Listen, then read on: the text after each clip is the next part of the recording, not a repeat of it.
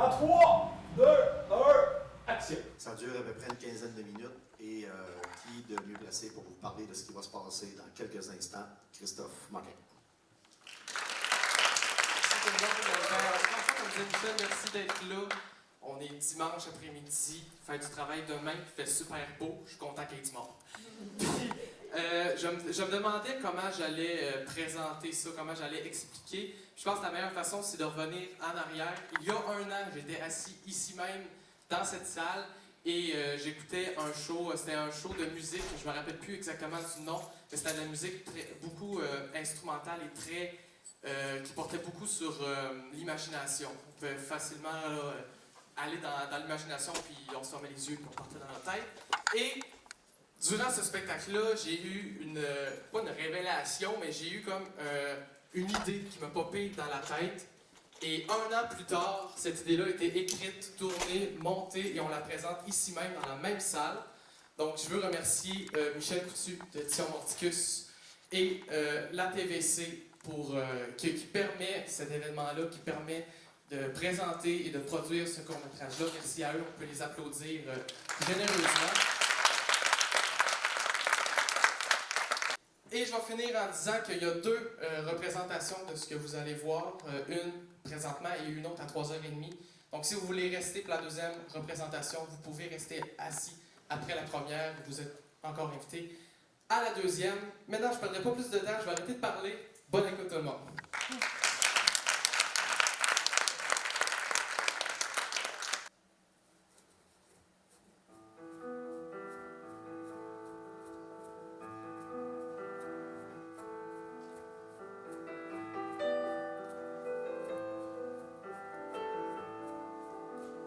J'ai remarqué depuis un certain temps qu'il était blessé au diplôme. Oui, je sais, mon cardio est vraiment rendu bas, mais malgré ça, vous m'avez dit de prendre ça mollo, je continue de courir de temps en temps, puis je vais être prêt pour le défi.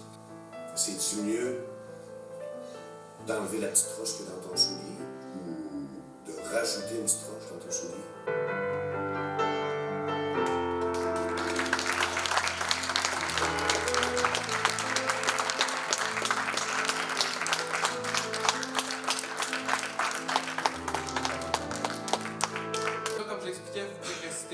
Pour la deuxième représentation. Là, on va faire une petite pause. S'il y a d'autres personnes qui se joignent à nous pour la deuxième, si ça vous tente de jaser avec moi, de jaser avec une partie de l'équipe, il y a Jean-Mi en arrière qui va faire son famous puis qui va aller parler à du monde, s'il lâche son téléphone. Puis sinon, c'est ça. Là, j'espère que vous avez aimé ça. Puis comme je disais au début, si vous avez aimé, je vous invite à aller partager sur les réseaux sociaux en masse pour que le plus de gens voient ça. Puis merci encore énormément d'être là. Puis on se jase tantôt. Bien, là, écoute, Christophe, oui. moi j'aurais une couple de questions justement. Oui. Question de savoir pourquoi tu as fait ce court-métrage-là, tout simplement.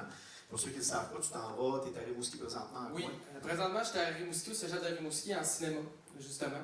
Donc, ce court-métrage-là a pu me faire toucher à tous les aspects de réalisation d'un film, que ce soit la scénarisation, la réalisation, l'acting, la paperasse, trouver les comédiens, trouver les lieux de tournage, toutes ces choses-là. C'est beaucoup moi qui m'ai occupé de tout ça, avec l'aide d'Émilie de la TVC, bien entendu, et de Francis, Marie-Ève, les réalisateurs. Puis c'est ça, j'ai fait ça premièrement parce que je voulais raconter quelque chose. J'avais une idée en tête depuis un an, comme je vous expliquais. Donc, à un moment donné, j'ai texté Émilie et je lui ai dit j'ai une idée de projet, j'ai une idée de court-métrage, est-ce que tu me donnes le go?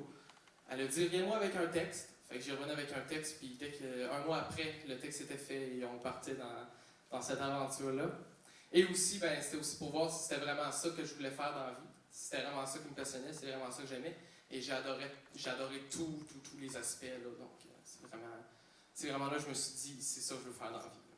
Et justement, parlons de ce que tu vas faire dans la vie. Là-bas, tu es en cinéma, donc tu vas apprendre ça et tu te vois où dans 10 ans?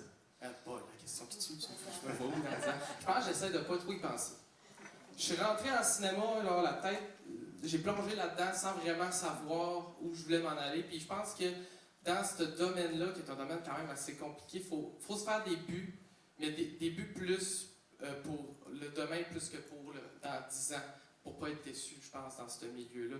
Mais tu sais, c'est comme dans tout. Là. Si vous parleriez avec la personne que vous étiez il y a 3 ans, vous saviez peut-être pas si vous êtes rendu aujourd'hui. Là. Ça, c'est... Comme tu savais pas que tu allais être là quand tu as commencé à faire du vestiaire. Oui, exactement. Je pensais pas que j'allais parler avec toi, avec un pro dans des gens qui nous écoutent. Effectivement. Dans l'écriture, dans toute la pensée que tu as eu en arrière de ça, qu'est-ce que tu as trouvé le plus difficile justement pour rendre ça à thème? Attends, ce que j'ai trouvé le plus difficile, tu vas dire dans tout le... Dans tout le cheminement pour faire ces 15 minutes-là, là, dans l'écriture, dans la sonorisation. Le pire, c'est la paperasse que ça amène, que les comédiens peuvent être là, qu'ils aient tout appris leur texte. Hein, Jean-Mi? Ok,